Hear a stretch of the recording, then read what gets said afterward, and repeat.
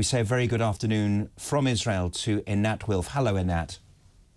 Hello, Jonny. It's very nice to have you on the show, and thank you very much indeed for your time. I'm asking everyone to follow you on X, on Twitter, at Einat Wilf, because you talk with such succinctness, such clarity about the Israeli-Palestinian conflict, which is arresting.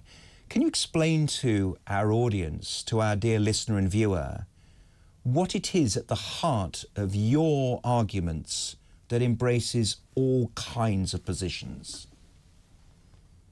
Certainly, and thank you. At the heart of the conflict is essentially a conflict of ideas that have become identities. I grew up in the Israeli peace camp. I used to, and I still support the idea of two states for two peoples, that Jews and Arabs, Israelis and Palestinians would be best served by governing themselves in their own separate political entities. I voted and supported every Israeli leader who proposed to reach peace by means of two states for two peoples. And I've also by now lived enough to see how again and again, given concrete, clear opportunities for Palestinians to have their own state. We're talking most recently in 2000, 2008, even in 2014, Arafat, Abu Mazen faced clear, concrete opportunities to have their own state, which means that the military presence, what people call the occupation, would be over. There would be no settlements. They were going to be dismantled or exchanged for equivalent land. There was going to be a capital in East Jerusalem, including parts of the old city. So all the things that over the years we've been told are the causes of the conflict, are the obstacles to peace, settlements, occupation, East Jerusalem, they were all on the table. And yet again and again, Palestinians walked away and followed it with murderous massacres. October 7th is not the first. There's a history of massacres and brutality, and they were often followed. They often came after opportunities for peace. So I, like many Israelis, began to ask a simple question. What do Palestinians want? And through meeting Palestinians and working on the research that became the book, The War of Return, I realized that to their credit, they always told us what they wanted. We just didn't listen, or when we did listen, we didn't take it seriously. What they wanted, and they said it very clearly, from the river to the sea, from the Jordan River to the Mediterranean Sea, no Jewish state in any borders whatsoever. And they have been consistent in this view for a century. Going back, as you know, one of my favorite quotes as I was doing the research for the book is by the British Foreign Minister, Ernest Bevin, from February 1947. Before there's a state of Israel, before there is a war, before there are refugees, before occupation, before settlements, before all the things we are told are the problem, the British Foreign Minister describes the conflict as follows. He says His Majesty's government has come to the conclusion that the conflict in the land is irreconcilable. And he describes how the two groups, the peoples, the nations of the land, the Jews and the Arabs, it's clear that they are peoples and nations, not a religion. He says they each have a top priority, the thing they value above everything else. And he says for the Jews, the top priority, the point of principle, is to establish a state. So the Jews want a state. They want sovereignty. They want to be masters of their own fate. He says for the Arabs, the top priority, and listen to this, he says for the Arabs, the top priority is for the Jews not to have a state in any part of the land. And it's their top priority. Their top priority is not to have their own state.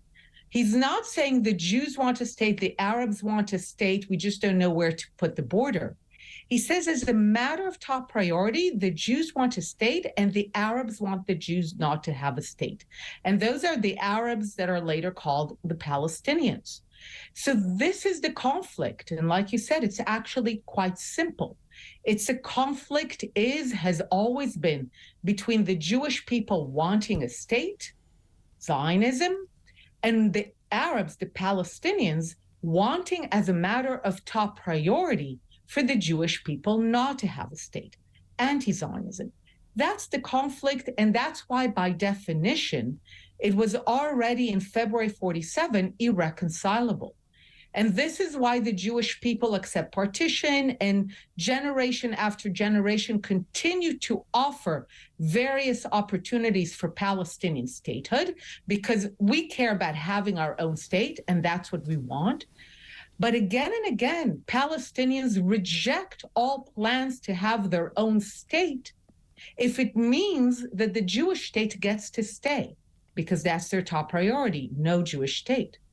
Which means, given your vision of peace, the only way we can ever get to peace is for the destruction of the Jewish state to no longer be the top priority of the Palestinians.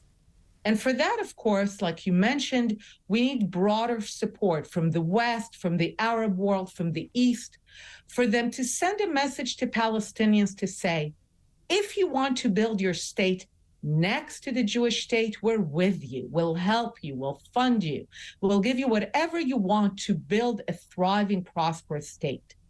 But if you continue to mobilize as a matter of top priority that the Jewish people will not have their state, then we're not with you, we're not going to help you.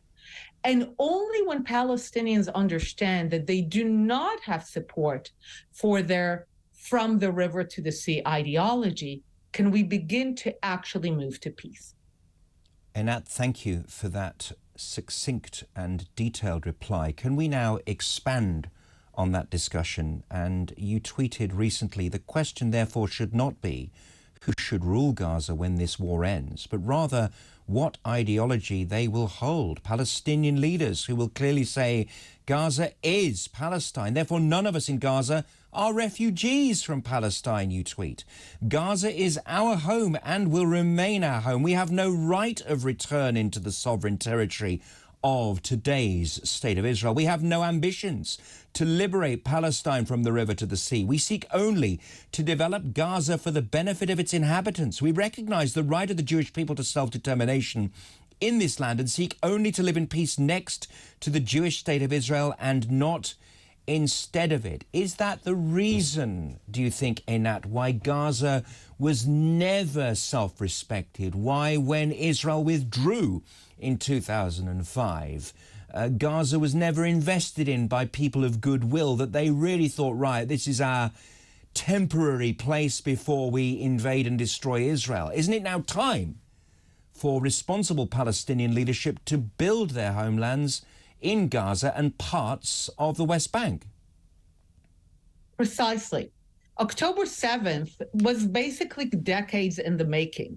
You have the vast majority of Gaza's residents, even now into the fifth generation, believing that they are still refugees from a war that supposedly ended more than 7 decades ago. They believe that it is their noble duty to liberate Palestine from the river to the sea.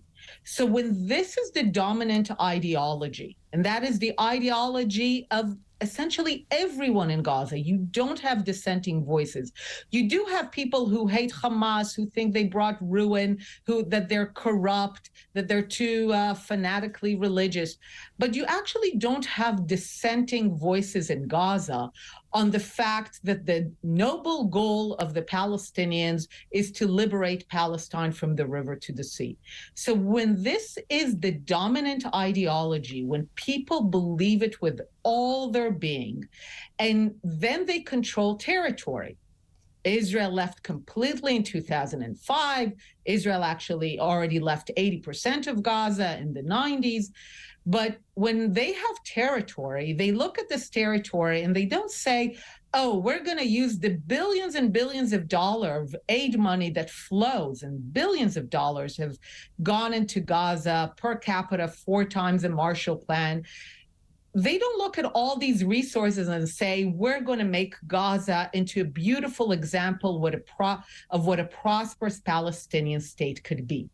We're going to use Gaza as literally a launch pad to liberate, to take back in their mind Palestine from the river to the sea. So what happens when this is the reigning ideology, when this is the priority, then every dollar that goes into Gaza, every liter of fuel, every cement, everything that goes into Gaza goes into turning Gaza into a highly effective war machine, because the priority is to turn Gaza into a launch pad to take Palestine from the river to the sea. So when people talk now, how can we reconstruct Gaza? We want to help the people of Gaza. Every dollar that flows now, every fuel that flows now, and certainly everything that will go into Gaza once the war ends, if there is no effort to change the ideology, then we will again have a Gaza that is being turned into a launch pad, into a war machine. So before every dollar flows into Gaza, we need to hear from the people of Gaza that they're done, that they understand that Gaza is Palestine. They have no ambitions from the river to the sea. They understand that as people who were born and living in Gaza, they are not refugees from a country in which they never lived. They do not possess this fictional idea of a right of return, which tens of millions of refugees from wars in the 1940s, Ukrainians and Poles and Germans and Hindus and Muslims did not possess. So Palestinians are not special. They do not have a right of return into the sovereign state of Israel. When they declare it clearly in their own voice, then the world can know that it can trust the aid, the money, the cement, the fuel, that all of us can go into Gaza and will go into making Gaza prosperous rather than turning Gaza into a launch pad and a war machine to liberate Palestine from the river to the sea. Einat, I read out your 4 conditions to end the war in Gaza. And again, you are very simple in these. The complete and immediate release of all kidnapped hostages. There might be some breaking news on that in a few seconds. Full and unconditional surrender and disarmament of Hamas. Handing over the perpetrators of October the 7th massacres to justice. And again, what you mentioned many times here in this interview, the abandonment of from the river to the sea, the ideology. The fact of the matter is, Einat, that none of these things can be solved without a bloody war. I think it should be made clear that once these things are done, the war ends. The war is not just because of October 7th. We seem to have suddenly lost Einat, which is a great shame. Einat Wilf, thank you ever so much.